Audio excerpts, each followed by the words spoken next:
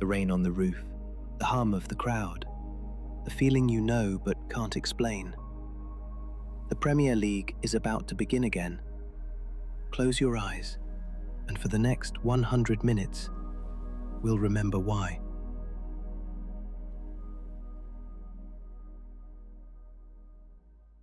Whistles in the rain.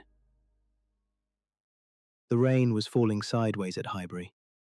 A chill wind blew down the narrow streets of North London, carrying the smell of fried onions from a vendor's cart and the low murmur of thousands of voices finding their way to the turnstiles.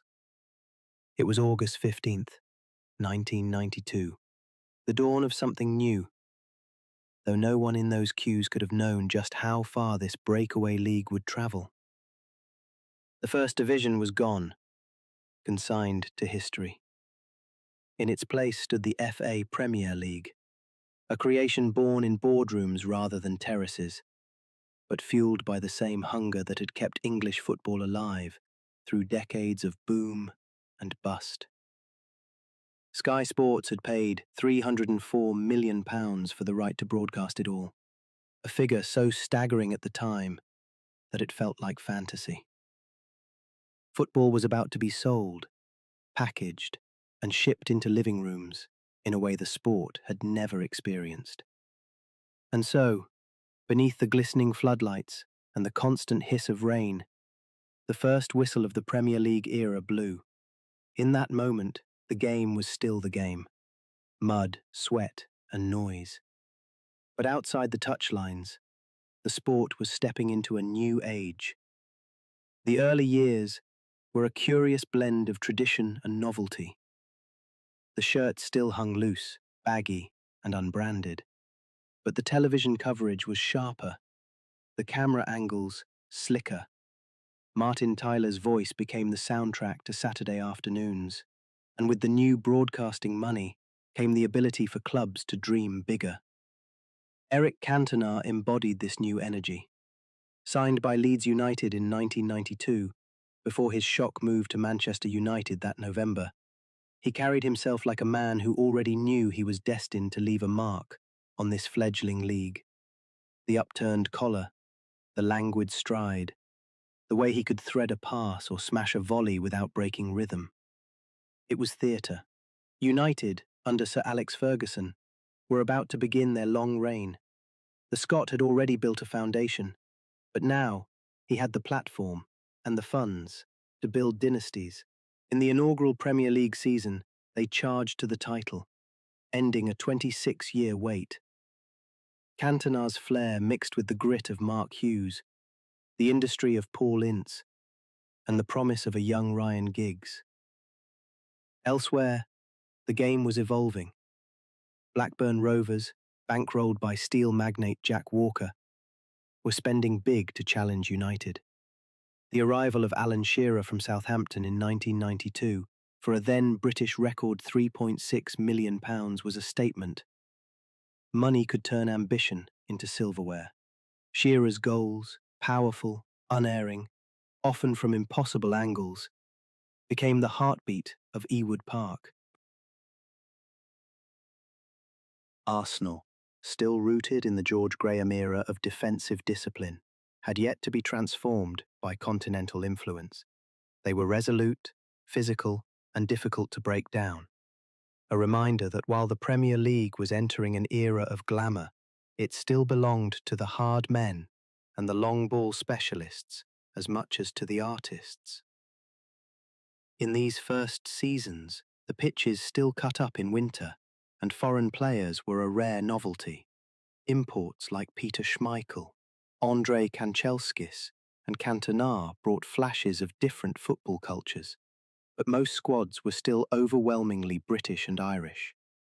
It gave the league an identity distinct from the European giants, raw, fast, and fiercely competitive. There was an innocence to it all. Clubs were not yet multi-billion-pound corporations. The media hype was growing, but the players still drank in the same pubs as their fans. And yet, even in these first years, seeds were being sown that would eventually reshape the entire footballing world. Blackburn's rise reached its peak in 1995 when they won the title on the final day, despite losing to Liverpool, Shearer's 34 league goals, enough to hold off United. That moment, Kenny Dalglish, lifting the trophy at Anfield in a Blackburn tracksuit, felt like the league proving its own unpredictability. Money could buy success, but only when paired with the right blend of leadership and chemistry. By the mid-90s, the Premier League had already delivered its first chapter of folklore: the flying Frenchman in red, the Geordie marksman in blue and white, the Scot on the touchline plotting his empire, and all of it wrapped in the soundtrack of chanting crowds and the staccato rhythm of studs on wet grass. The rain still fell most weekends, the stadium roofs still dripped onto supporters' coats, but the league had stepped into a different light. It was younger then, leaner, still finding its shape, a competition that was only beginning to understand its own potential. In pubs across the country, supporters would debate whether this breakaway was good for the game, whether the money would spoil the purity. Some would shake their heads. Others would point to the better pitches, the higher quality players, the fact that you could watch your team every week from your living room. The truth was, nobody knew exactly where it was heading, but one thing was certain: the sound of that first whistle in 1992 was the start of something that would redefine English football for generations.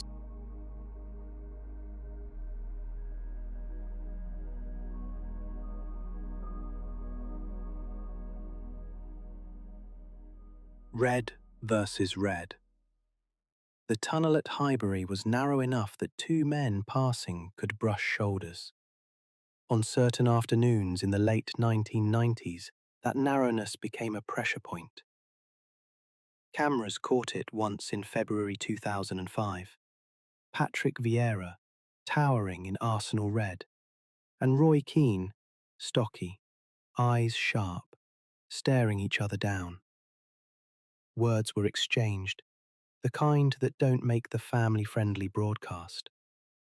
Behind them, teammates shifted, pretending to focus on their own pre-match rituals, but everyone knew they were in the presence of something primal. This was Manchester United versus Arsenal, the Premier League's first great rivalry. Not a polite duel, not a fleeting clash between contenders.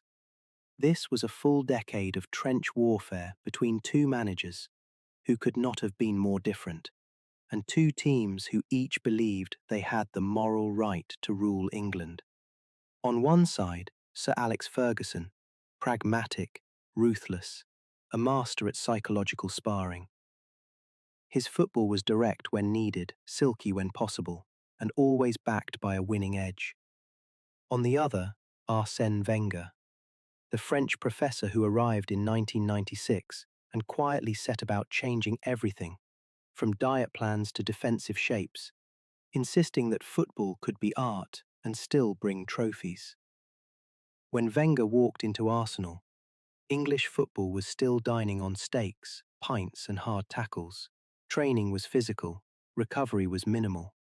He swapped lager for mineral water, pasta for pre-match fry-ups.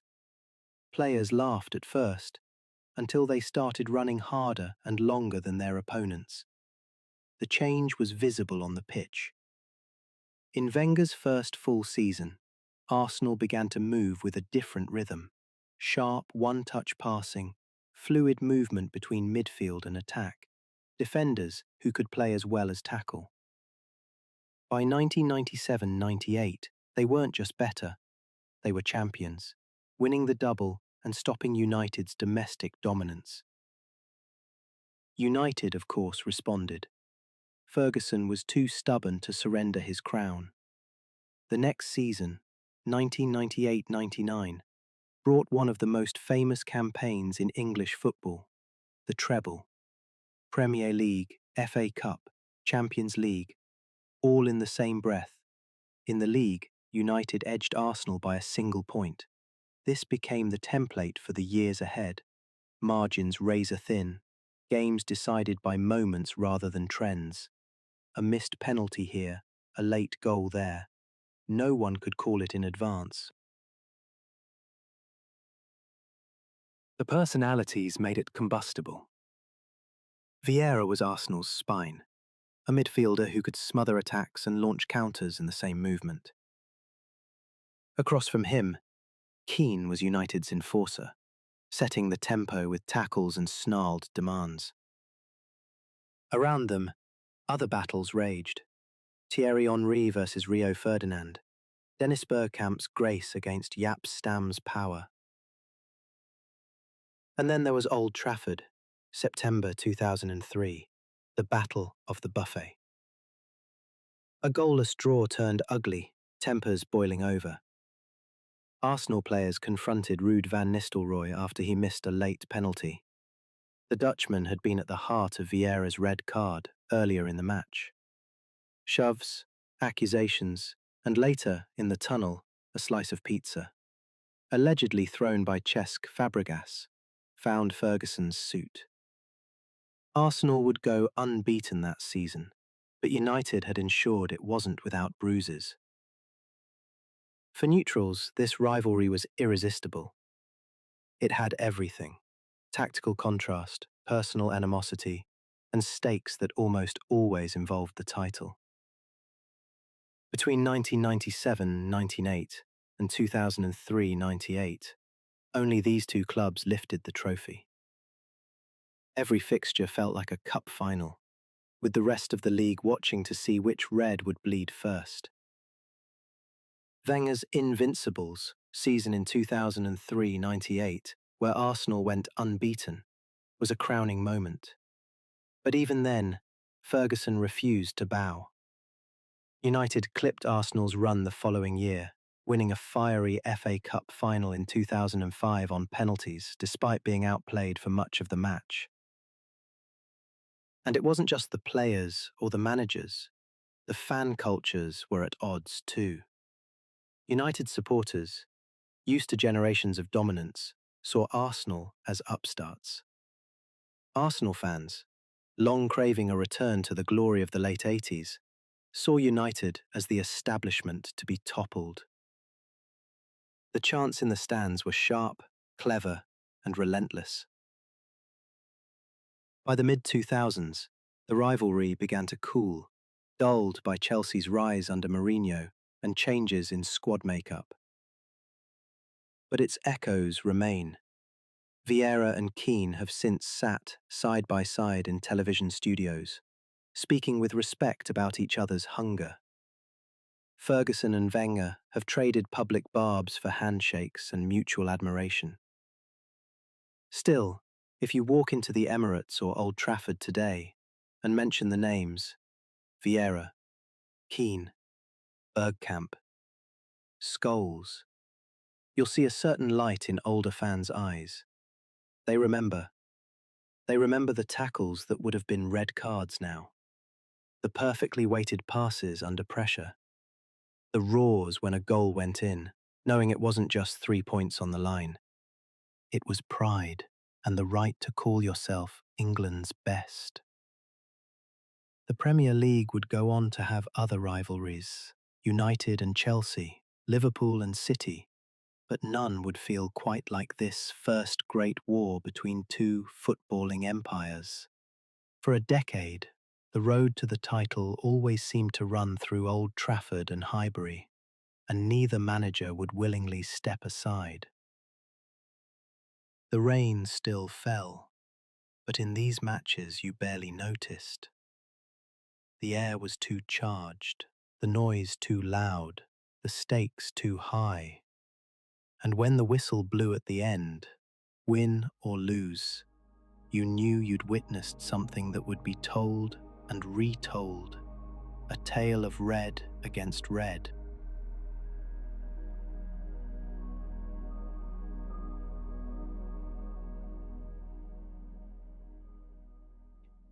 Invincible. The old East Stand at Highbury had a particular glow in spring. Afternoon sunlight would filter through the gaps above the clock end, washing the pitch in a soft gold.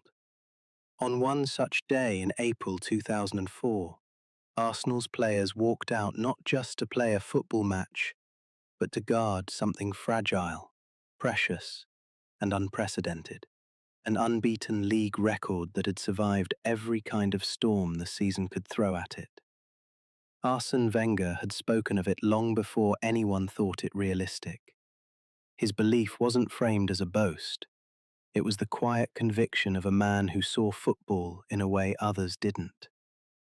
"We can go through the season unbeaten," he had told journalists in September. Laughter rippled around the press room. But his vision for Arsenal, beauty married to steel, had been maturing for years, and now it was complete. The team sheet read like poetry for the North Bank faithful. Jens Lehmann in goal, the defensive wall of Lauren, Kolo Touré, Sol Campbell, and Ashley Cole. In midfield, Patrick Vieira and Gilberto Silva anchored, freeing Robert Pires and Freddie Ljungberg to drive forward.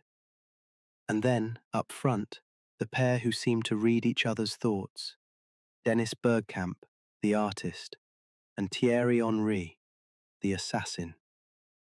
They began the season like a team with a point to prove. Wins over Everton and Middlesbrough set the tone, but it was September's trip to Manchester United that hinted at something special. A tense, ill-tempered match ended 0-0 after Ruud van Nistelrooy struck the crossbar with a last-minute penalty. Arsenal's players celebrated the escape as if they had won, and in that moment, the unbeaten dream gained its first breath of life. Every great run is tested. Arsenal's came at Anfield in October, when Harry Kewell put Liverpool ahead, but Henry, gliding past defenders with that long-legged grace, restored order, and Pires curled in a winner that silenced the Kop. At Stamford Bridge, they went behind after 28 seconds, and still found a way back to win 2-1. These were not just victories. They were demonstrations of will. Wenger's side didn't bully their way through the league. They outplayed, outthought, and outlasted opponents. Henry scored 30 in all competitions, often with goals that belonged in galleries. The flick and volley against Charlton, the slaloming run through Liverpool's defence, the curlers bent beyond helpless keepers. Bergkamp, in his twilight, contributed with moments of vision that split games open. In March 2004, with the unbeaten run deep into its 20s, Arsenal hosted Ferguson's men in a game that swung like a pendulum. Vieira opened the scoring. United hit back through Louis Sahar. Tempers flared, tackles flew in, and the final whistle found both sides unwilling to give an inch. It was a draw, but for Arsenal it was another line crossed without defeat. Yet perhaps the defining test came in April at White Hart Lane. Tottenham had no hope of catching Arsenal in the table, but they could ruin the run. Henry scored early, Pires added another, and though Spurs clawed back to 2-2, the result was enough. The point secured the league title, and to do it on rival soil was its own kind of perfection.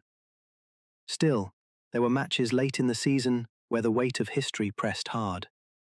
Opponents, with nothing to play for, threw themselves into tackles, desperate to be the one to end the streak. Portsmouth, Birmingham, and Leicester all came close, but Lehmann commanded his box, Campbell repelled everything in the air, and Vieira's presence kept Arsenal's shape when legs began to tire. On the final day, Leicester visited Highbury. For an hour, they threatened to spoil the party, taking a first-half lead. But Henry converted from the spot. Vieira added the second, and when the whistle went, the scoreboard read 2-1, and the season read, played 38, won 26, drawn 12, lost not.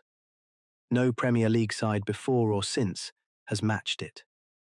Liverpool and Manchester City have broken points records, but both have stumbled somewhere along the way. Wenger's Invincibles combined artistry with a stubborn refusal to lose. They played not for statistics, but for a principle. that beautiful football could withstand the grind of an English season without compromise. For Arsenal, the achievement became both a beacon and a burden.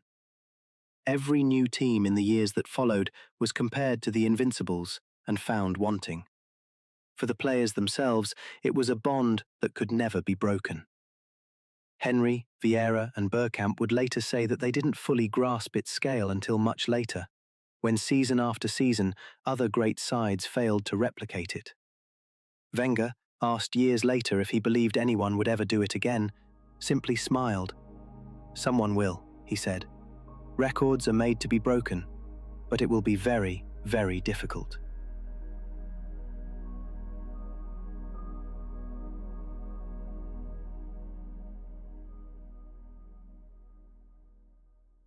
The special one. The press room at Stamford Bridge was packed. Cameras lined the back wall, reporters jostled for space, and a faint hum of anticipation filled the air. Then, the door opened, and in walked a young, sharply dressed Portuguese manager with a knowing smile. He sat, looked the room in the eye, and said the words that would set the tone for his time in England. "Please don't call me arrogant, but I'm European champion, and I think I'm a special one." It was June 2004, and Jose Mourinho had arrived in the Premier League. Backed by Roman Abramovich's billions, Chelsea had just won the lottery of football ambition. They didn't just have money, they had a manager who knew exactly how to use it. Abramovich, the Russian oligarch who bought Chelsea in 2003, had already begun reshaping the club. Where Arsenal and Manchester United had grown their squads over years, Chelsea rebuilt theirs in months. The summer Mourinho arrived, the transfer list looked like a wish sheet from Football Manager. Didier Drogba, Petr Cech, Arjen Robben, Paulo Ferreira, Ricardo Carvalho. The message was clear. Chelsea weren't here to join the title race, they were here to end it. Mourinho brought more than signings, he brought an unshakable belief in control. His Chelsea didn't play with Arsenal's fluidity or United's swashbuckling attack. They played like a fortress. In the 2004-05 season, they conceded just 15 goals in 38 matches, a Premier League record that still stands. Every man knew his role. The fullbacks tucked in when needed, the midfield pressed in packs, and Drogba led the line with a mix of brute force and deft touch. For Arsenal, fresh from their unbeaten season, this was a new kind of threat. The Gunners had danced their way to the title in 2004. Chelsea aimed to smother the dance floor entirely. Mourinho's tactical discipline was relentless. He studied opponents until there were no surprises left, and then he demanded execution without compromise. The battles began immediately. In October 2004, Chelsea and Arsenal met at Stamford Bridge in a tight league contest. Neither side gave ground easily, but the undercurrent was clear. This wasn't just a match, it was a shift in power. By the season's midpoint, Chelsea had surged ahead in the table, while United struggled to keep pace and Arsenal dropped crucial points. Chelsea's consistency was suffocating. They didn't just beat the lower teams, they strangled them. 1-0 became a Mourinho signature, not out of caution, but control. A statement that once Chelsea were ahead, you could forget about getting back in. By April 2005, the title race was all but over. Chelsea sealed the championship with weeks to spare, their first league title in 50 years. The image of Captain John Terry lifting the trophy, blue confetti raining down, marked the start of a new order. Arsenal's reign had lasted one glorious season. United's longer grip had loosened. Now it was Chelsea's time. The 2005-06 season reinforced it. Even with rivals adjusting, Chelsea matched their own standards, winning the league again with 91 points. Mourinho's squad was a machine, Cech unbeatable in goal, Claude Makelele, anchoring midfield with understated brilliance, Frank Lampard arriving late in the box to score double figures every season. Of course, there were cracks beneath the surface. Mourinho's intensity could wear thin, even on his own players. Behind the scenes, power struggles with Abramovich's inner circle simmered. But in those first 2 years, the alignment was perfect. Money, manager, and mentality all pulling in the same direction. For the Premier League, Mourinho's arrival marked the end of one era and the start of another. The league was no longer a two-horse race. Arsenal, United, and now Chelsea fought for supremacy, each with a distinct identity. The variety of styles, Wenger's elegance, Ferguson's adaptability, Mourinho's pragmatism, made every top six clash a study in contrasts. And while Mourinho's football was often labelled defensive, it was anything but dull. Drogba's duels with defenders were gladiatorial. Robben's bursts down the wing could split games open in a heartbeat. Lampard's long-range goals became a Chelsea trademark. By the time Mourinho's first stint ended in 2007, he had left more than silverware behind. He had changed the way Premier League managers approached big games. Control first, mistakes minimised, margins exploited. He had also set the template for how charisma and psychology could be as decisive as tactics. For those who watched him stride into that first press conference in 2004, it's easy to forget how quickly he turned words into reality. The special one didn't just arrive.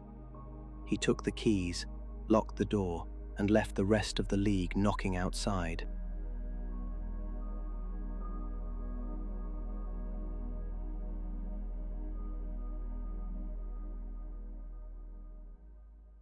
New money, new kings.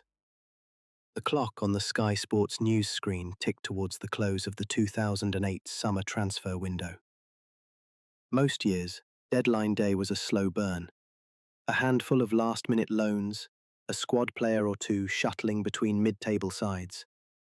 But as the minutes wound down that afternoon, the newsroom started to buzz. Producers leaned into earpieces, runners darted across the floor with slips of paper. "Breaking news," the presenter said, eyes narrowing slightly as he read from the monitor. "Manchester City have been taken over by the Abu Dhabi United Group." The words rolled out slowly, as if the country needed time to process them. Within minutes, the shockwaves were everywhere. Fans in pubs checked their phones and shouted across tables. Car radios relayed it on the drive home from work. On message boards, City supporters tried to gauge what this meant. Could their club really go from mid-table frustration to challenging United, Chelsea, and Arsenal? Then came the kicker. In the final hours of the window, City announced they had signed Robinho from Real Madrid for £32.5 million. The Brazilian was a marquee talent, quick feet, a low centre of gravity, the ability to conjure a goal from nothing. It didn't matter. For City fans, it was the moment the future cracked open. The Premier League had seen rich owners before. Jack Walker's millions had propelled Blackburn in the 90s. Roman Abramovich's billions had turned Chelsea into champions in 2005. But this felt different. The Abu Dhabi investment was deeper, longer term, and underpinned by a determination to dominate both domestically and in Europe. In 2008, though, the crown still rested firmly at Old Trafford. Sir Alex Ferguson's Manchester United were in the midst of their last great era, and their football had a sharpness that cut through all challengers. Cristiano Ronaldo was no longer just a flashy winger. He was a relentless scoring machine, hitting 42 goals in 2007-08. Wayne Rooney blended tireless running with intelligent movement, while Carlos Tevez brought snarling energy and a refusal to stop pressing defenders.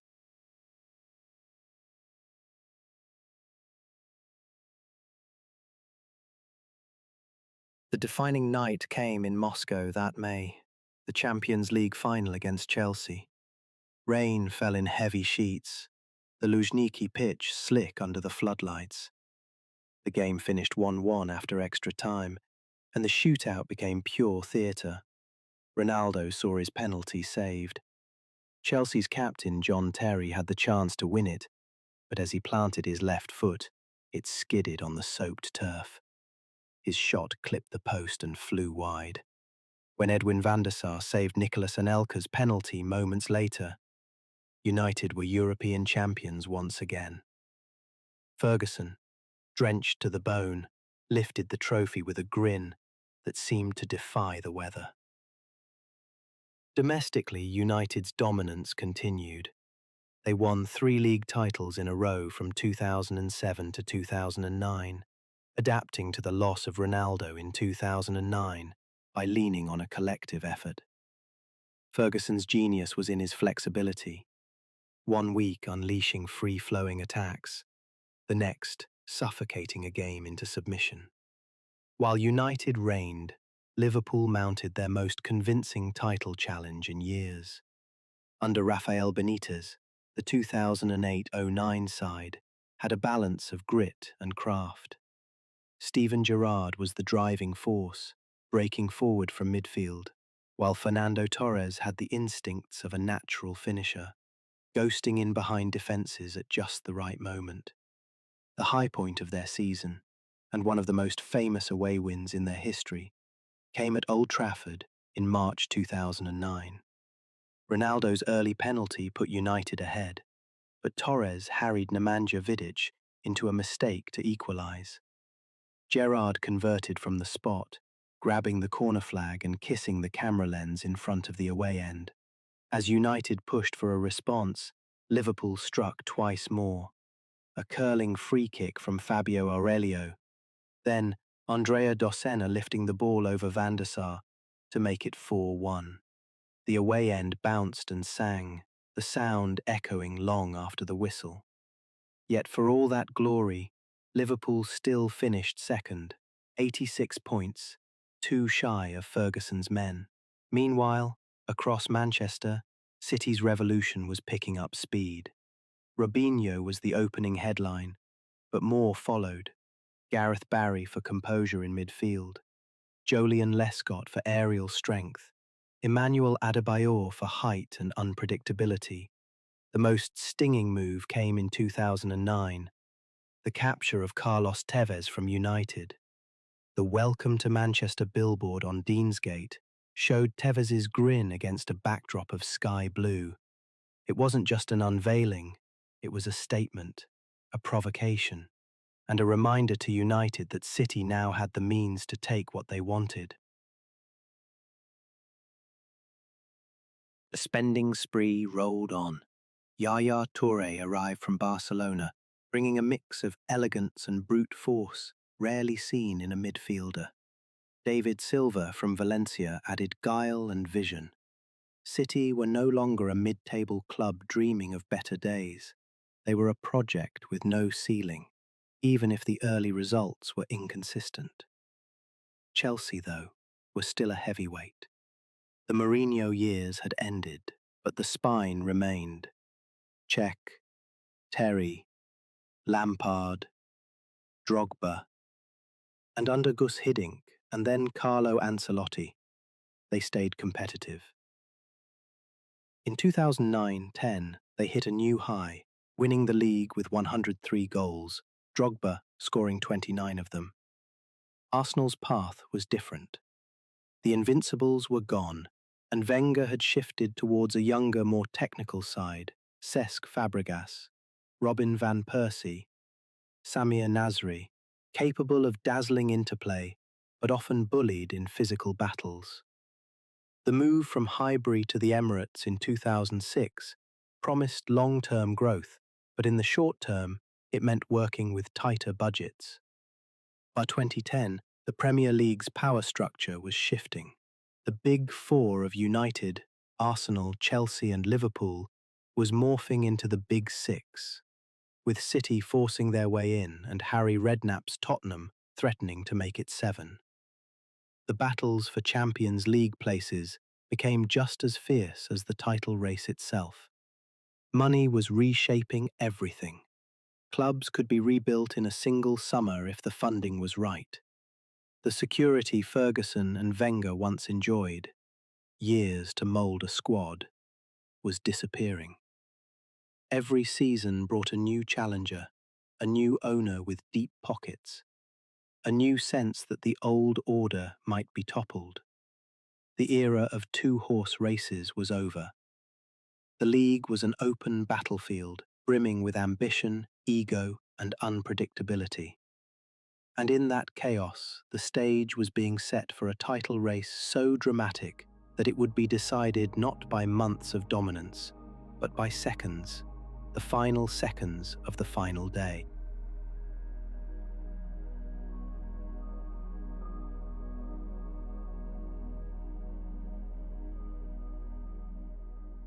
The moment that changed everything.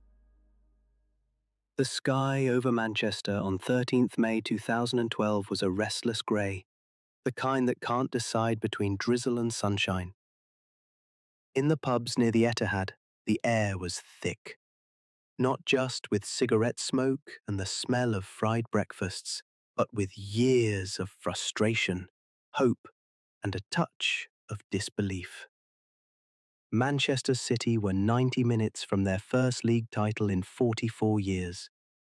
They had spent hundreds of millions, endured the jokes, fought through the growing pains of becoming a superclub, and now all they had to do was beat Queen's Park Rangers, a team fighting for their lives at the other end of the table.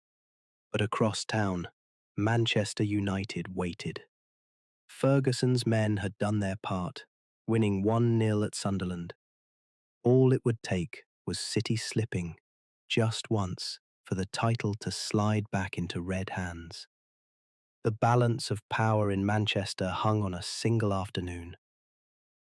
City started as expected, dominating the ball, pressing high. Pablo Zabaleta scored in the 39th minute, the fullback bursting into the box and squeezing a shot past Paddy Kenny. The Etihad roared. This was how it was supposed to go. But football rarely sticks to the script. Early in the second half, disaster struck. Djibril Cissé pounced on a defensive error, lashing the ball past Joe Hart to level for QPR.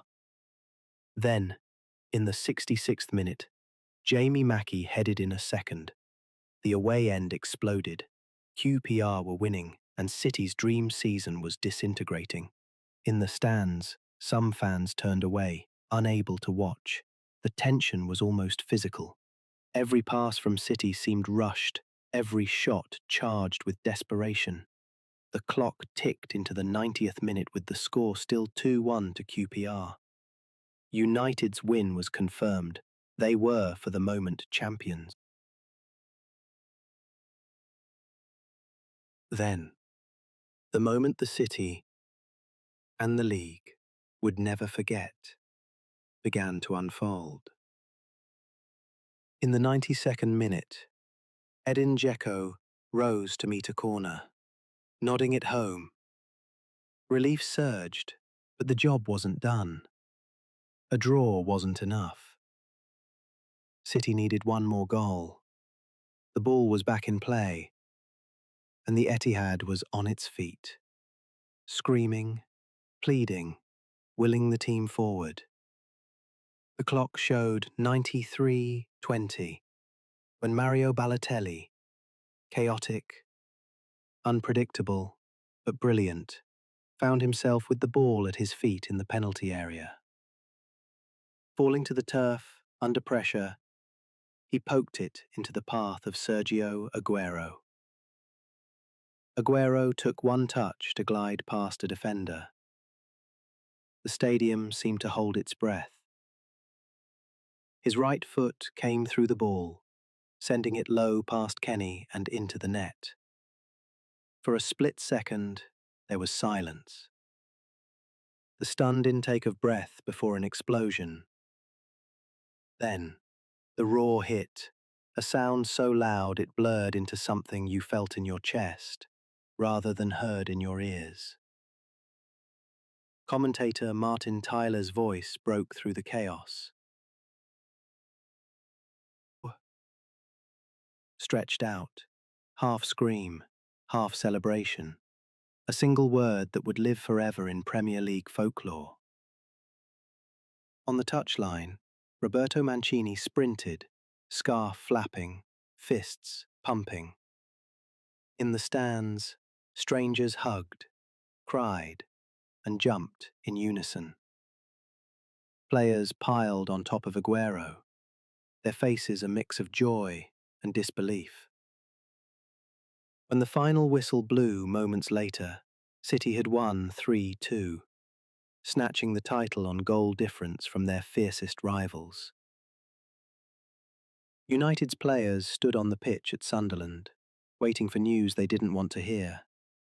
In an instant, their victory had turned hollow. Ferguson later called it the most painful moment of his career. For City, it was more than a trophy. It was the end of decades defined by near misses, relegations, and living in the shadow of Old Trafford. The investment, the rebuild, the years of being mocked as noisy neighbours, all of it had led to this one perfect, chaotic finish. The Premier League had never seen a final day like it. The title had been decided in the very last moments of the very last game. The most dramatic swing in English football history.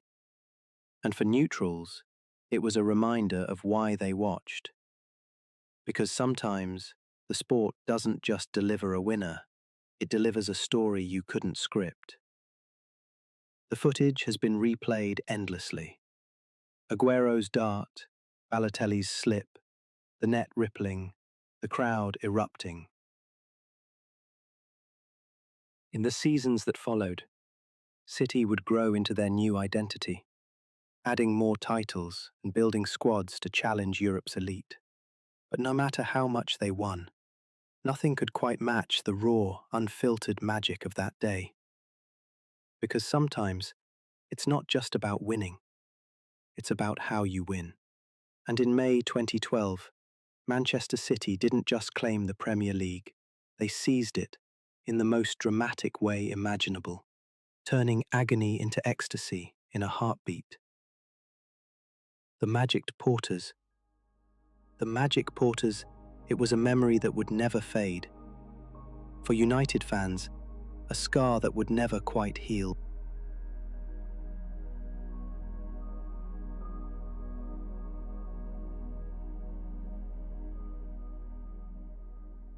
The Miracle Foxes. The bookmakers didn't bother giving Leicester City much of a chance in August 2015. The numbers spoke for themselves. 5,000 to 1 to win the Premier League. It was a figure that wasn't even designed to tempt serious bets. It was a joke, a long shot tucked away at the far end of the odds board. Leicester's job, according to the script, was survival, avoid relegation, maybe finish mid-table if the stars aligned. The backdrop to their season made the eventual story even more improbable. Just a year earlier, Leicester had been bottom of the table at Christmas. A late surge under Nigel Pearson had saved them, but the manager was gone in the summer after off-field controversies. In his place came Claudio Ranieri, a genial Italian with a reputation for charming the media but falling short in big jobs. When his appointment was announced, some pundits openly laughed. Yet from the opening weeks, Leicester didn't read from the script. They started the campaign with a 4-2 win over Sunderland, the attack looking sharp, the mood fearless. In Jamie Vardy, they had a striker with a story straight out of a football fairy tale. Once playing non-league while working in a factory, now sprinting past Premier League defenders with ruthless pace. Alongside him was Riyad Mahrez, a winger signed for less than £500,000 from the Havre. Mahrez glided across the pitch, his left foot able to tie fullbacks in knots, his goals and assists coming in a steady stream. In midfield, N'Golo Kante was the engine, a tireless presence who seemed to appear wherever the ball was, winning it back and starting attacks before opponents could catch their breath. Leicester's football was simple but devastating. They sat compact, absorbed pressure, and then, with one or two passes, they were gone. Vardy breaking in behind, Mahrez cutting in from the right, the counter-attack unfolding at dizzying speed. By November, people stopped dismissing them as a nice early-season story. Vardy scored in 11 consecutive league matches, breaking Ruud van Nistelrooy's record. The run included a thunderous strike against Manchester United, a goal that symbolised Leicester's fearless attitude. Ranieri played his role perfectly. He kept the mood light, joking about buying his players pizza if they kept clean sheets, praising their spirit more than their tactics. Behind the humour, though, was a shrewd awareness of his squad's strengths and limitations. He rotated minimally, trusting a core group to deliver every week. Christmas came and Leicester were top of the table. The disbelief was giving way to something else: hope. The traditional powers had faltered. Chelsea were in disarray, Arsenal inconsistent, Manchester City erratic. The path was open, but the question remained: could Leicester last? February 2016 brought the answer. Leicester travelled to Manchester City, the reigning champions and the bookies' favourites to reclaim the crown. Within minutes, Robert Huth had headed them in front. Mahrez added a solo goal that left City's defence sprawling, and Huth scored again for a 3-1 win. It wasn't a fluke. Leicester had gone to the home of a title rival and outplayed them. The momentum built with each passing week. Fans who had been cautious started to believe. The King Power Stadium became a cauldron on match days, the noise swelling with every counterattack. Neutral supporters across the country found themselves cheering for Leicester, the ultimate underdog, standing up to the giants and refusing to blink. There were moments of pure theatre. Vardy's goal from near the halfway line against Liverpool, spotting Simon Mignolet off his line and sending the ball arcing perfectly into the net, was the kind of strike players dream about. Kasper Schmeichel, son of United legend Peter, pulled off saves that seemed to defy physics. Even the fullbacks, Danny Simpson and Christian Fuchs, became cult heroes. As the season entered its final weeks, the maths became undeniable. Leicester weren't just clinging to top spot, they were pulling away. Tottenham Hotspur emerged as their closest challengers, but Spurs stumbled in the tense run-in. On 2nd of May 2016, Leicester's players gathered at Vardy's house to watch Spurs face Chelsea. If Spurs failed to win, the title would be Leicester's. Chelsea fought back from 2-0 down to draw 2-2, and when the final whistle blew, the celebrations spilled into the night. Footage of the players leaping and shouting in Vardy's living room went around the world.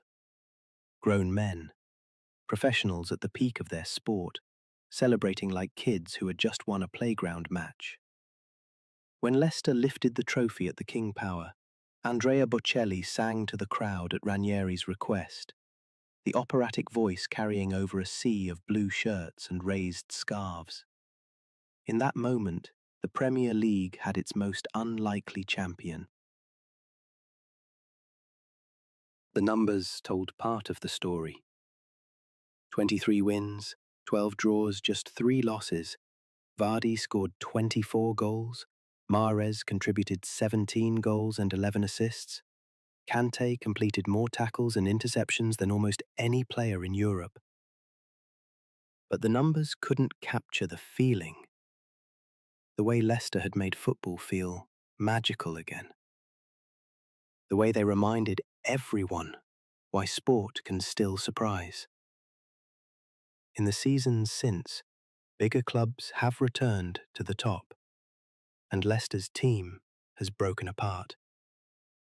Kante went to Chelsea, Mahrez to Manchester City, Vardy stayed, but the fairy tale couldn't be repeated. Yet none of that could diminish what they achieved in 2016.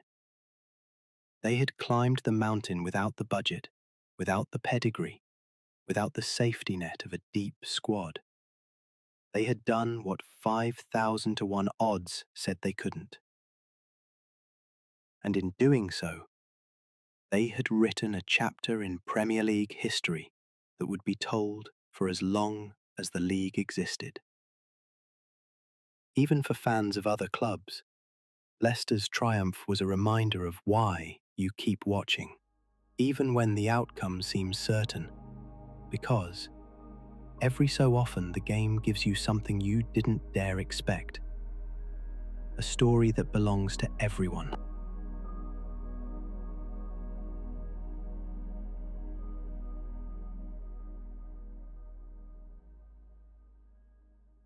Klopp and Pep. When Jurgen Klopp arrived at Liverpool in October 2015, he called himself the normal one. It was a self-deprecating wink at Mourinho's old special one line, but there was nothing normal about what was coming. Klopp brought with him the philosophy he had sharpened at Borussia Dortmund: relentless pressing, lightning transitions, football played at a tempo that felt like a stadium-sized drumbeat. On the other side of England, Pep Guardiola was preparing his own arrival.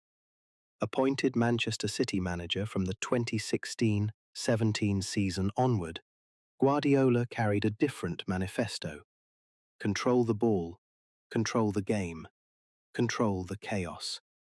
His football was precise, almost architectural, each player a moving part in a carefully designed structure. Their paths converged in the Premier League, and what followed was less a rivalry of hatred than a rivalry of excellence. It was not about destroying the other, but about pushing each other into heights neither might have reached alone. Klopp's Liverpool took time to build. In the early days they could run all day, but lacked the defensive solidity to compete over a season. The transformation began with smart, targeted signings. Virgil van Dijk in defence, a colossus who brought calm to the chaos. Alisson Becker in goal, steady hands behind the high line. Mohamed Salah, Sadio Mane, and Roberto Firmino forming a front three that blended pace, skill, and selflessness. By 2018-19, they were ready to challenge City. That season became one of the most extraordinary in Premier League history.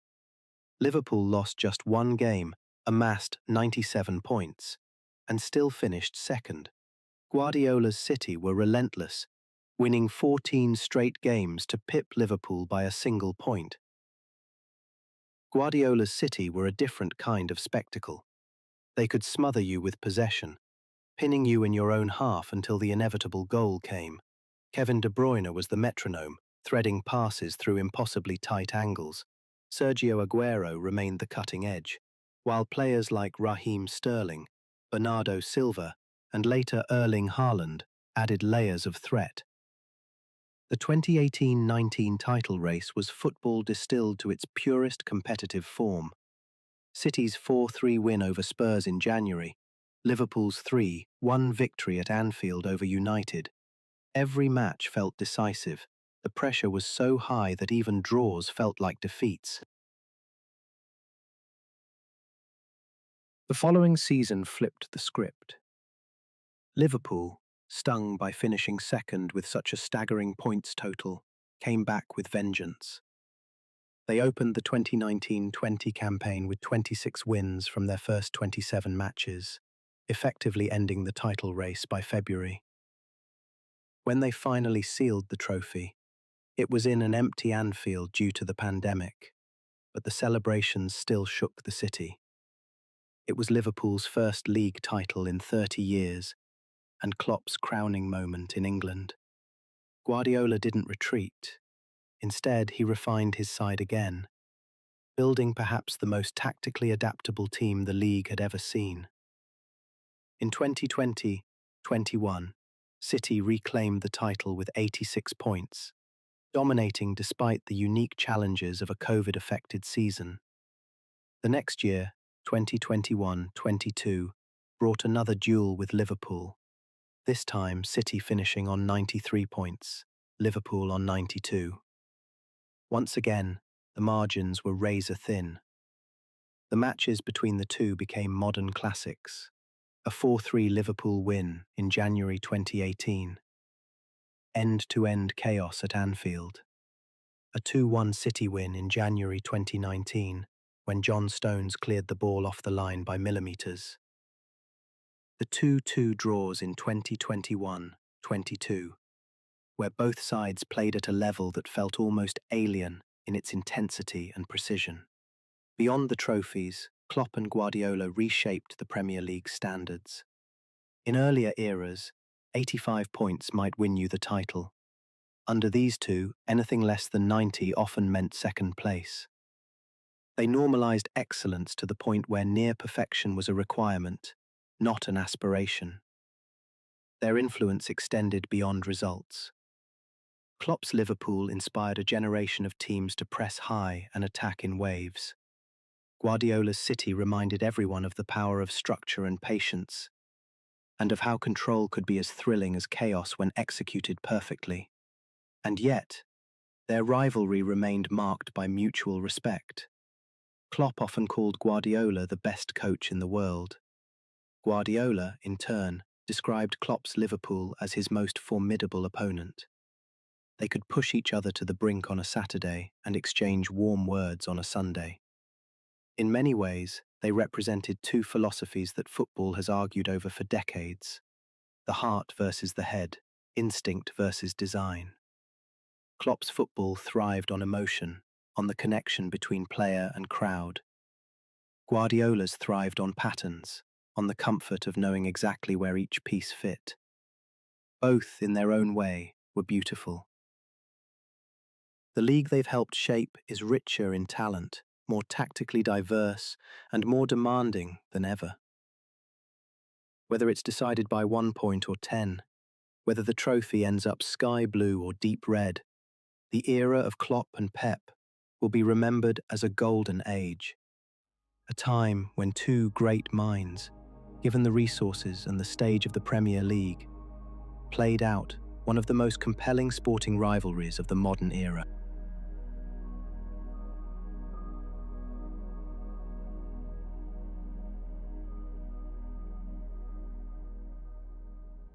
Icons. Under floodlights, the league speaks in many voices. A raised hand in black and white stripes. A gliding number 14 opening his body to the far post.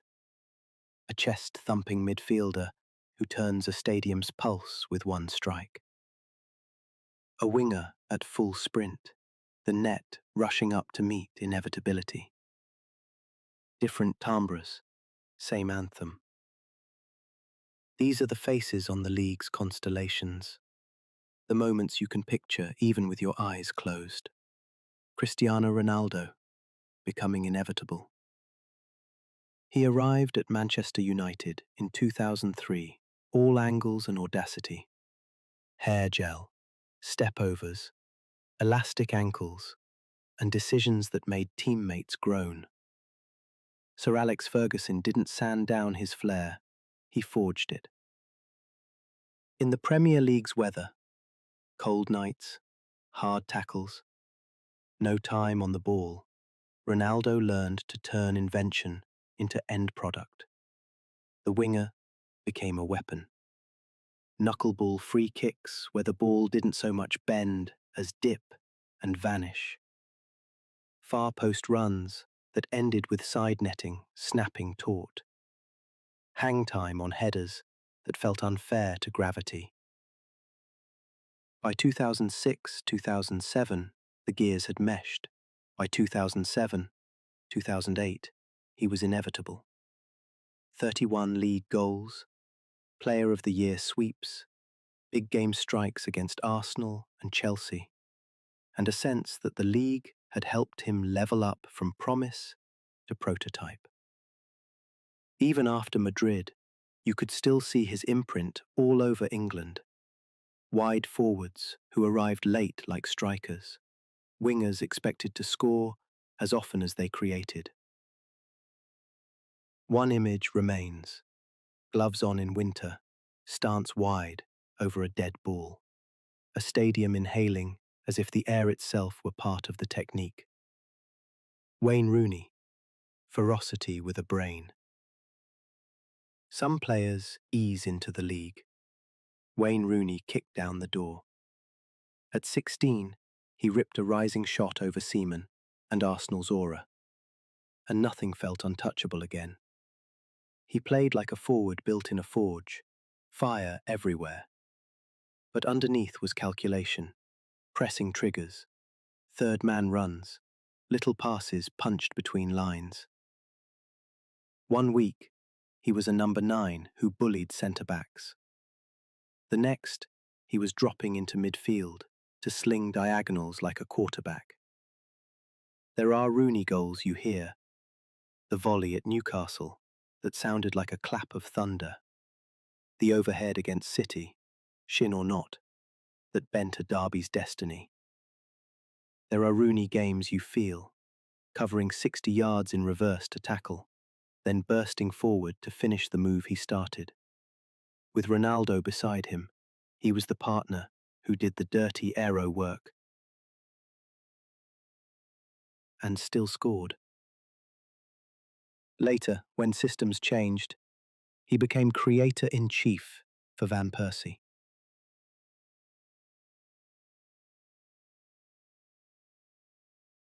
Mud on the socks, eyes blazing, emotion weaponized into structure.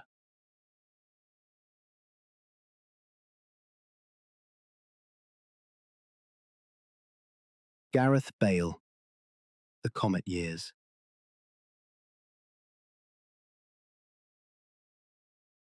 At Tottenham, he began as a promising left-back who couldn't seem to buy a league win. He became a force of nature you could measure in decibels.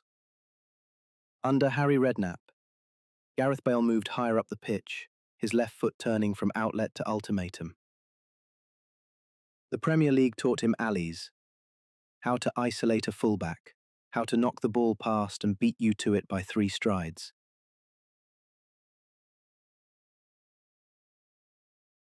The Inter Knights set the aura, but the domestic reel is just as vicious. Late winners fizzed from 25 yards, back-post leaps that felt like someone lowered the crossbar just for him. By 2012-13, he wasn't merely playing well. He was tilting games by himself, hoovering awards, deciding afternoons with those searing flat shots that rose and didn't dip until they were already celebrating with the away end. The league became too small for the arc of his acceleration. England was a runway to the Galactico orbit beyond.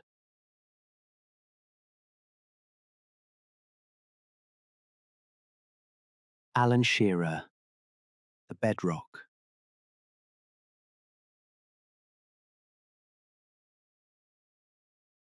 Raised hand, black and white stripes. The most Premier League image of all. Alan Shearer didn't disguise his intentions. He dared you to stop them. Shots hit as if struck with a carpenter's mallet. Headers hammered down through goalkeepers.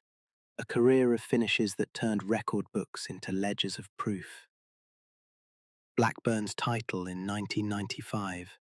Then years of volume at Newcastle. The league's spine, measured in goals. Thierry Henry, the glide. Side-on sprint, open body, far post caress. Thierry Henry moved like the game was happening half a beat slower for him. Highbury became a gallery of angled passes to himself, wall passes off defenders, and finishes that let you watch them all the way in. Statues are usually bronze memories. His is motion, caught. Didier Drogba, finals man. Shoulders squared, centre-backs braced. Didier Drogba made big games feel like they were orbiting him. Near-post headers, chest downs into volleys, a menace that sharpened under pressure. If there was a trophy to decide, he found the thread of the match and yanked. Kevin De Bruyne, geometry. There are passes, and then there are coordinates. Kevin De Bruyne hits the latter. Outside of the boot traces sliding between a keeper's reach and a defender's retreat. You can watch his eyes and still not see what he sees until the ball arrives, quietly, at a striker's stride. Mohamed Salah, the knife, from the right. Start wide, cut in, repeat. Inevitability is art. Mohamed Salah turned one pattern into 1,000 different endings, feints that lean defenders the wrong way, left foot whips that kiss the far corner, arms outstretched as Anfield answers with electricity. Records fell because the routine never did. Icons don't happen in a vacuum. Managers set frames, rivals sharpen edges, the league's speed does the sculpting. What survives are the pieces pressure couldn't remove. Quickfires. Eric Cantona, swagger and spark. Collars up, stillness before the flick. He didn't just play, he gave United an attitude, proof that personality can be a tactic. Peter Schmeichel, the wall with wings. Starfish saves, booming shouts, throws that launched counters. Goalkeeping as aggression, not refuge. Ryan Giggs, Times winger. From flying kid to tempo keeper, careers usually end. His simply changed equipment, the dribble traded for a glide. The inheritance is muscle memory. Kids in parks copy the celebrations, practice the knuckleball stutter. Steven Gerrard, voltage. He wasn't subtle. He was a weather system. Steven Gerrard could tilt Anfield with one stride, a long-range strike that started as a murmur and ended as a roar.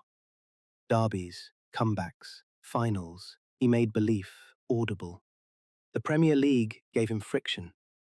You gave it sparks. Frank Lampard. The clock arrive. Again. And again. Frank Lampard turned timing into inevitability, a metronome with late-run explosions, goals stacked from midfield, like proof you'd underestimated the position. Where others wandered, he kept appointment with space. They overlap and contradict, these portraits. Grace beside force, calculation beside rage, geometry beside chaos. That's the point. The Premier League is not one way of playing, it's a stage large enough for all of them to be definitive. Under the floodlights, the reel loops. Shearer's hand raised, Henry opening his body, Drogba leaning into a final, Rooney upside down mid-overhead, Bale devouring grass, Salah curling inevitability, De Bruyne cutting an angle out of air, Ronaldo over the ball, the world holding breath. Constellations, every one of them, points of light that still help you find your way as a new season dawns.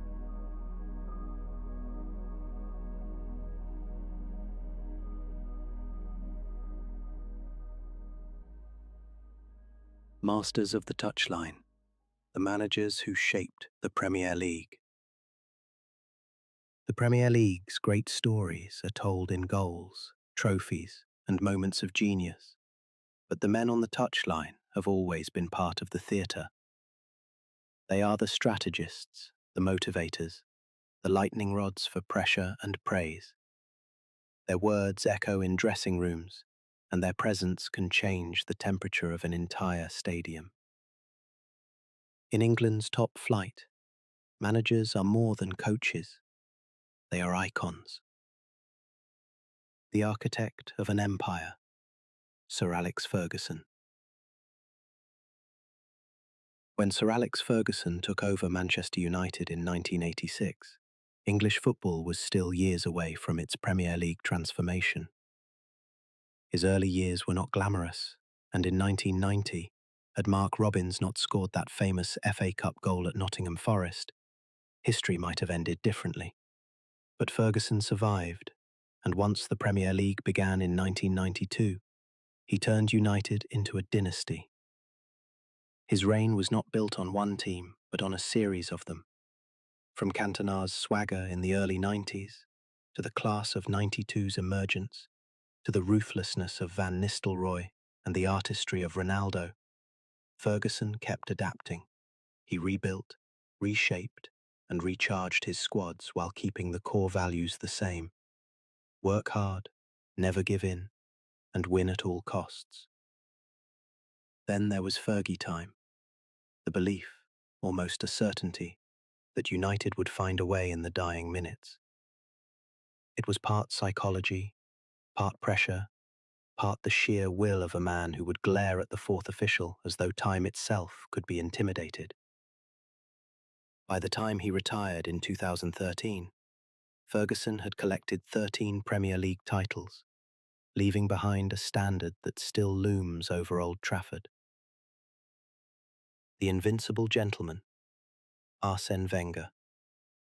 In 1996, Arsenal appointed an almost unknown Frenchman from Nagoya Grampus 8. Arsène who? Asked the headlines. Within months, they had their answer. Wenger brought with him new methods, diet plans, stretching routines, scouting networks reaching into France and beyond. He modernized not just Arsenal, but English football. His greatest achievement came in 2003-04. 38 games unbeaten, the Invincibles, a side of Henry, Vieira, Bergkamp, Pires. Artistry and steel in equal measure. Wenger's teams played a brand of football that seemed ahead of its time. Quick passing and intelligent movement, slicing open defences.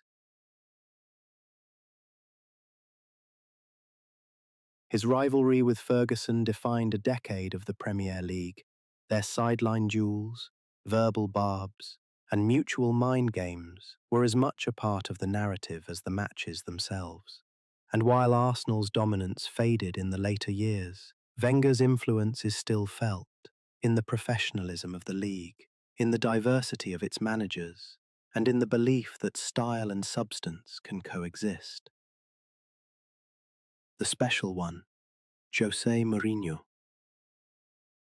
When José Mourinho walked into Chelsea in 2004, he didn't just join the Premier League, he grabbed it by the collar. "I think I'm a special one," he said, and he meant it. Within 2 seasons, Chelsea had back-to-back titles, built on defensive discipline, tactical organisation, and the relentless energy of players like Lampard, Terry, Drogba, and Makelele. Mourinho was the master of the big game, the manager who could nullify a threat and strike at the perfect moment. His touchline celebrations, sprinting down the sideline at Old Trafford, shushing rival fans, became part of the show. He thrived on rivalries, Ferguson, Wenger, later Guardiola and Klopp.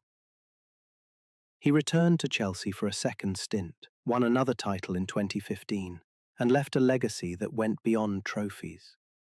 Mourinho brought a kind of theatre to the dugout, part tactician, part provocateur, that made every press conference as compelling as the match. The perfectionist, Pep Guardiola. When Pep Guardiola arrived at Manchester City in 2016, the expectation was simple: win. The challenge was greater: transform City into the most dominant side in England's history. Pep did more than win. He redefined what was possible. His philosophy of positional play, relentless pressing, and control of space turned City into a footballing machine. Players like De Bruyne, Silva, and Haaland thrived in his system, and the records followed. 100 points in a season, a domestic treble, and a run of titles that made even Ferguson's numbers blink.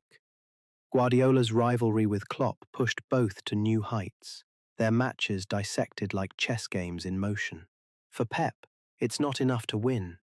It has to be beautiful, orchestrated like a symphony. And in the Premier League, his symphony has played louder than most. The Believer, Jurgen Klopp. When Jurgen Klopp arrived at Liverpool in 2015, he spoke of turning doubters into believers. He inherited a club of immense history but fading recent glory. In 5 years, he made them champions of Europe, and in 2020, champions of England for the first time in 30 years. Klopp's football was high energy, high risk, heavy metal football, he called it, pressing in packs, attacking with ferocity, celebrating goals with chest bumps and fist pumps. He built a connection between players and fans that was as strong as the Gegenpress itself. The battles with Guardiola became the defining clash of the modern Premier League. Two men, two philosophies, each driving the other to find new ways to win. And when Liverpool finally lifted the Premier League trophy, Klopp's tears told the story of patience, passion, and belief fulfilled. The others who left their mark. Not every era-defining manager has a decade-long reign. Antonio Conte arrived and delivered Chelsea a title in his first season, reshaping tactics with his 3-4-3 system. Claudio Ranieri, the Tinkerman, masterminded Leicester City's 5,000-1 miracle in 2016, proving fairy tales still existed in football. Mauricio Pochettino took Spurs to a Champions League final and turned them into genuine contenders without the resources of their rivals. Even David Moyes, after the trials of replacing Ferguson, rebuilt his reputation by leading West Ham into Europe. Closing reflection. Managers are the heartbeat of the league's eras. They set the tone, embody the ambition, and carry the pressure. From Ferguson's empire to Wenger's elegance, Mourinho's defiance to Guardiola's perfection, Klopp's passion to Ranieri's romance, they have shaped how the league is played, watched, and remembered. As the new season dawns, new faces will take the dugout, old faces will look to reassert their dominance, and somewhere, the next great Premier League manager is planning his first press conference line.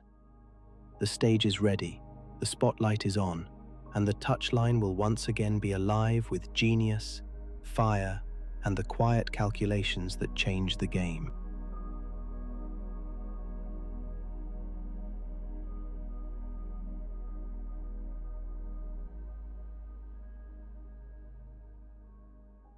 Derby days.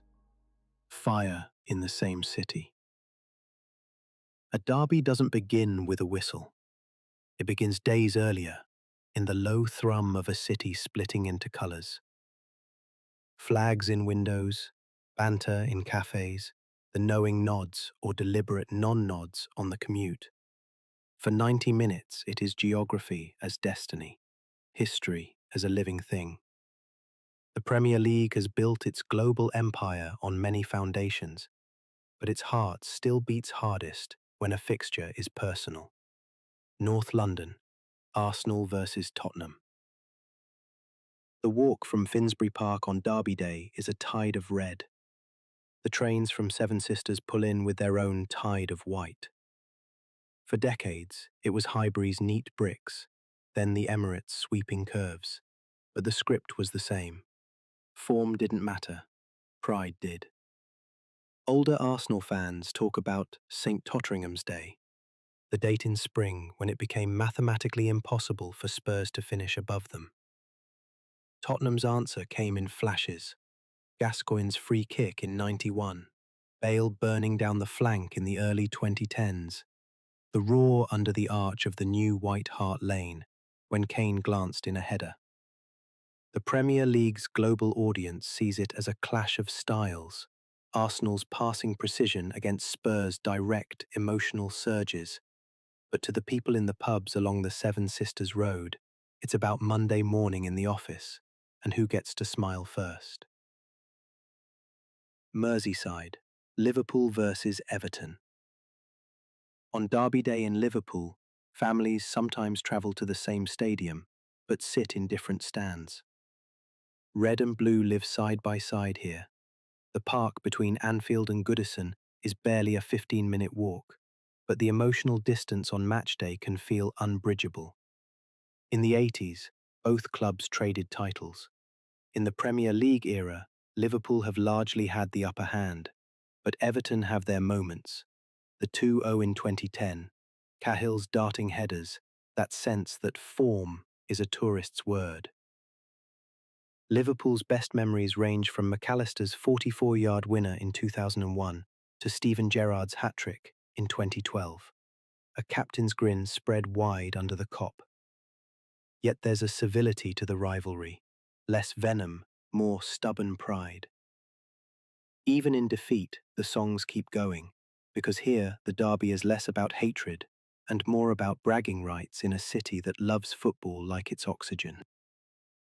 Manchester, United versus City. There was a time when this was a mismatch. United serial winners against the City side fighting for relevance. But derbies have long memories. City's 5-1 in 1989 was a needle United didn't forget. And United's 4-3 in 2009, Owen scoring deep into added time, was revenge served with drama. Then came the money, and the blue tide rose. The 6-1 at Old Trafford in 2011 was a seismic shock. Balotelli revealing, "Why always me?" like a stand-up delivering his punchline. United's days of dominance under Ferguson gave way to Guardiola's symphonies in sky blue, De Bruyne slicing passes through the red line.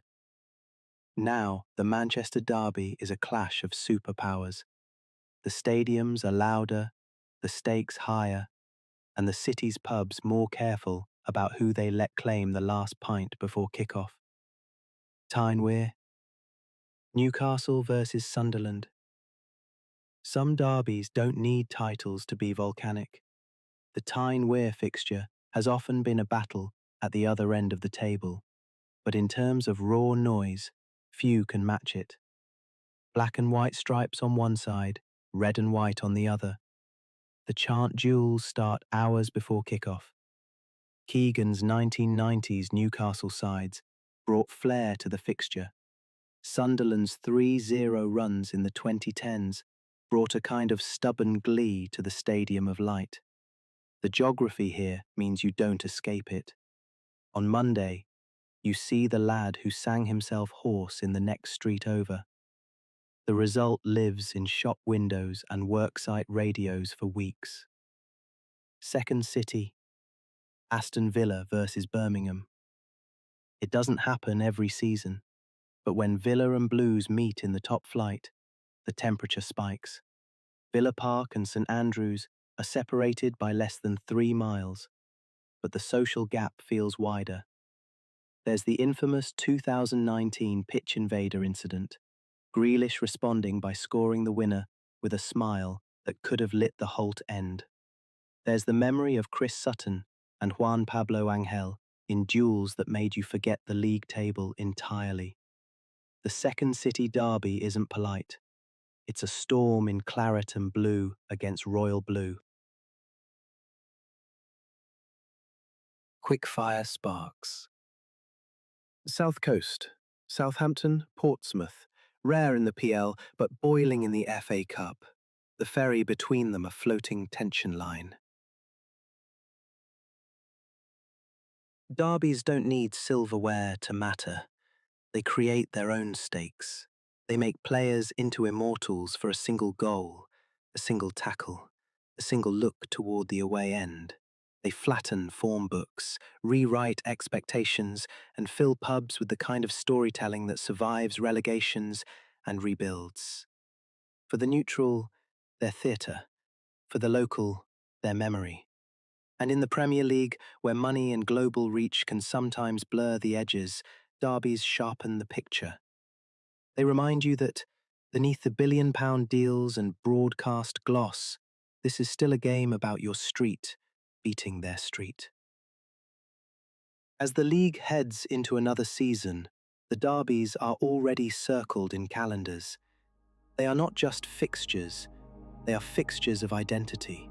When the whistle goes, the chants begin, and for a while, the city belongs to the game.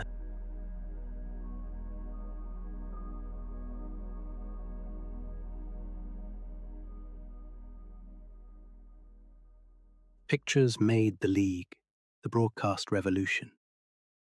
Before the first whistle of the Premier League in 1992, English football looked different, less polished, more local. Camera angles were few, commentary was an accent in your living room, and coverage outside the UK was a flicker in the night for those lucky enough to catch it. What happened next was not just a sporting evolution, but a broadcast revolution that transformed a domestic game into a global spectacle. The first frame, August 15th, 1992. Sky Sports opening day. A title sequence as glossy as a music video, stadium shots like postcards, and Andy Gray's voice explaining how the offside rule works with digital lines no fan had ever seen before. The league had broken away from the old Football League, and the money from Sky's deal was the fuel. Every detail was deliberate: Monday night fixtures under the lights, cameras that followed players down the tunnel, graphics that gave a player's name as the ball touched his foot. For those watching from their sofa, the experience shifted overnight. This wasn't just sport, it was an event. The global lens. In the years before streaming, Premier League coverage rode satellite beams into bars and living rooms thousands of miles from the stadiums. In Asia, fans woke at dawn to see Cantona's collar pop. In Africa, United and Arsenal shirts turned markets into team colours. In the US, pubs filled at breakfast for Liverpool United. The league realised quickly. Television wasn't just showing the game, it was creating fans. The broadcast wasn't a mirror, it was a megaphone. Clubs leaned into it, courting overseas tours in the summers, making sure that when the cameras zoomed in on the badge, it was a badge known on every continent. The art of the angle. Camera work became part of the theatre. Low angles behind free kicks, overhead shots for corners, close-ups for the agony and ecstasy of penalties. The roar of the crowd was mixed not as background noise, but as a living instrument, dialed up when the ball rippled the net, lowered just enough for the commentator's voice to cut through. Slow-motion replays gave moments weight. Shearer's arm aloft after a goal, Henry gliding past a defender, Aguero wheeling away at 93-20. The replay was where myth-making happened. The Monday night experiment. Monday night football was a gamble.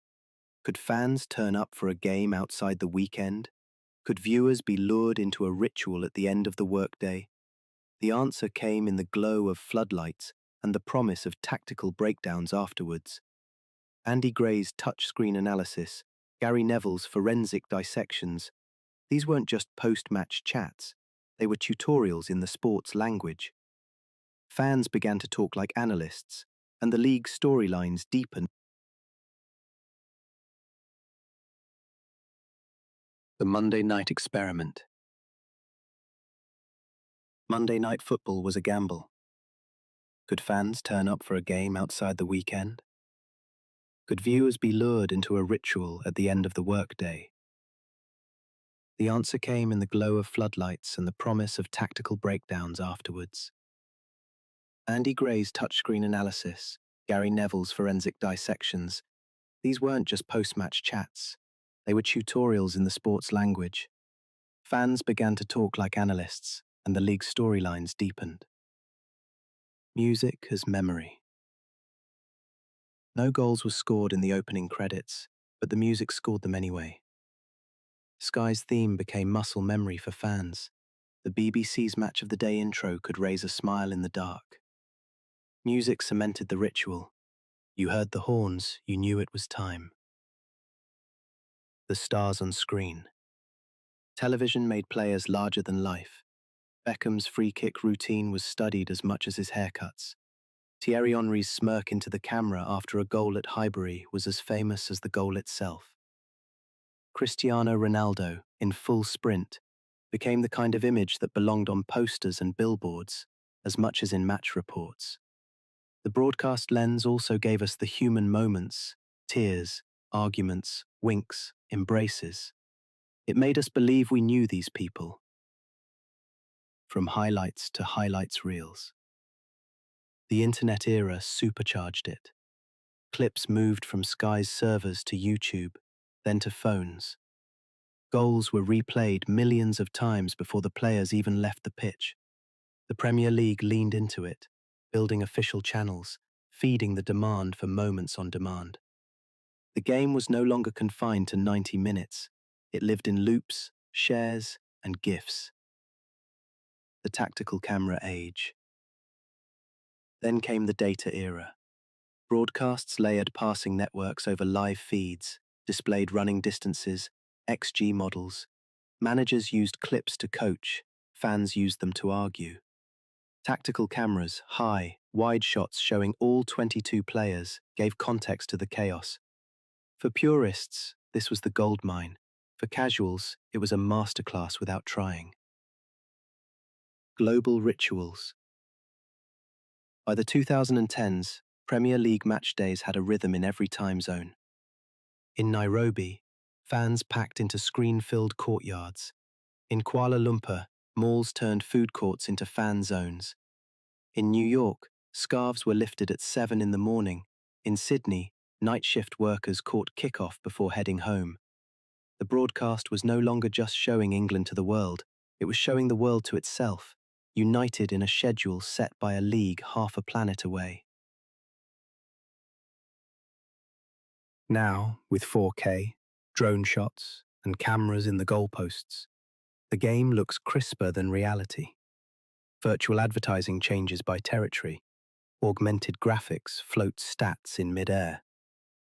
Whisper it quietly. But one day, a fan in Sao Paulo might watch a match from the POV of the left back, streamed in real time to a headset. And yet, for all the tech, the magic is still the same. A ball crossing a line, a camera catching it, and a voice saying what we're all thinking. Why it mattered. The Premier League's broadcast revolution didn't just change how we watch, it changed what we are watching for. We don't just remember the goal, we remember the way it was shown to us.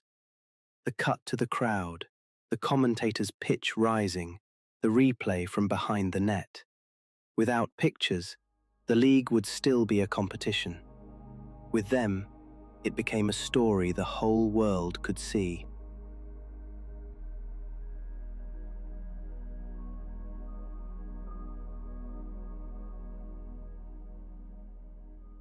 New dawn. Morning arrives differently in August. The light is thinner, cleaner, as if the air has been rinsed for a new beginning. Somewhere, a groundskeeper rolls a fresh white line across a rectangle of grass that looks too perfect to step on. On training pitches, the boots still squeak as laces are tugged tight. In kit rooms, cardboard is folded and stacked, tags snipped, numbers pressed warm onto shirts that haven't yet tasted sweat. Coaches lean over tablets, players slip into their rituals, and the stadium, empty now, listens to its own echo and remembers. From a distance, it's the same old melody. 20 clubs, a calendar set like a clock, 3 points that somehow feel like a currency and a crown. Up close, it's never the same twice. The Premier League renews itself by molting. Broadcast angles change, touchlines hum with rechargeable assistants, ice baths become cryo chambers. GPS vests thread invisible lines over the pitch like constellations. The past sits quietly under all of it, like a foundation you can't see, but always feel when your foot lands. This is the league built by breakaway bravado and satellite money, by collars up and knuckleball stance, by invincibles and special ones, by miracles that paid out at 5,000 to 1, and by a right boot that chose a corner at 93.20. It has learned 1,000 lessons and forgotten half of them on purpose, because forgetting is how you make room for the next surprise. The statues outside the grounds don't blink, but the people do, turnstiles counting, cameras red dotting, a city's breath held for the rhythm to start again. Every summer pretends to be a quiet chapter. Transfer windows say otherwise. A new striker lands with a grin and a promise. A youth prospect returns from loan, a little taller in the bones and the mind. An old captain swaps crests and tries to pretend the colours are already home. The polite press conference verbs arrive, integrate, adapt, compete, and then August flicks the switch and the verbs become sprints. Managers talk in systems but manage in minutes. A player is one for the future until the future knocks and says, "You're on at the half." And yet, for all the distances collapsed by pixels, the beginning is still local. The train timetables pinned to a fridge, the scarf lifted from a hook by the door, the way the first match day of a season asks for small pilgrimages. Same cafe, same seat, same corridor of faces nodding past you as if the club were a church and attendance a gentle vow. The season ahead is an atlas of hope. Everyone's finger is on a different page, but the book is the same. There will be new arguments for the old arguments. Who should play as the 9, and when to gamble with a high line, and which brave academy kid deserves 5 minutes when the game is thin. There will be VAR lines, like hair threads, and debates that last until the kettle clicks. There will be tactical shapes that claim to solve chaos until chaos smiles and walks through them anyway.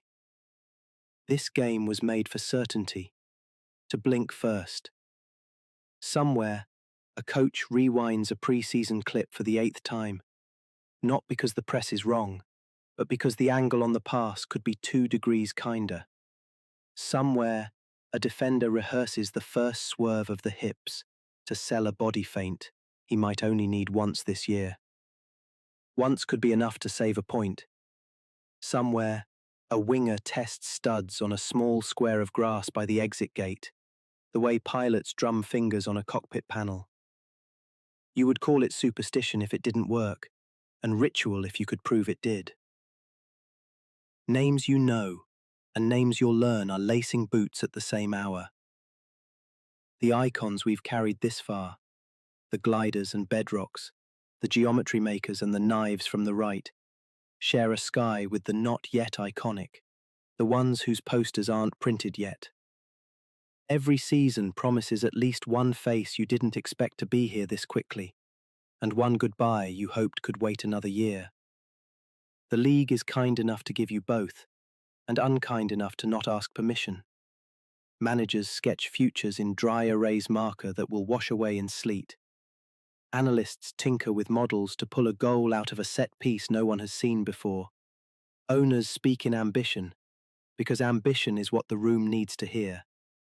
And then it shrinks to a whistle, and 4 passes, to the lay of the grass at the corner flag, to a second ball you win because you chose to believe it was yours before it bounced. We've learned not to guess the ending. That's the lesson handed down from Aguero's right boot and Leicester's parade, from Invincible springs and double-winning Mays. The league is a vault of improbable proofs. The best you can do is arrive open, to the one-touch move that feels rehearsed by strangers, to the goalkeeper's paw at full stretch that redraws your understanding of reach, to the midfielder's idea that the rest of the field agrees to just in time. And now look, the week is almost over. The fixtures lie in a polite row, like plates at a long table, waiting for the first clean clatter of cutlery. Grass is cut shorter by 0.5 mm, because 0.5 mm might be a through ball instead of a tackle. The new kits smell faintly of dye and possibility. The broadcasters have their montages scored. The editors left a silent frame for the roar. Somewhere, a steward checks the turnstile clicker, remembers last May, and smiles. What comes next is everything we've been circling to say. That this league is a place where memory and invention shake hands, where the past is not a weight, but a boy, where 1,000 voices argue softly in the same language and somehow all feel right. It is noise curated into music. It is a storm mapped onto a grid. So sleep if you like, one more time before it starts. Let the names drift. Let the boots flash in the mind's dark. Hear the chants as a low tide. Feel the thud of a ball half a pitch away. Tomorrow will be media day and line-up guesses. The morning after that will be nerves. And then, the hinge turns. The officials will walk out first. The captains will shake hands, eyes unblinking. The cameras will find a child mascot doing their best not to trip. A city will lean forward. A whistle will press to lips. And the Premier League, older, wiser, still wonderfully naive about what it's capable of, will take its first breath of a brand new season.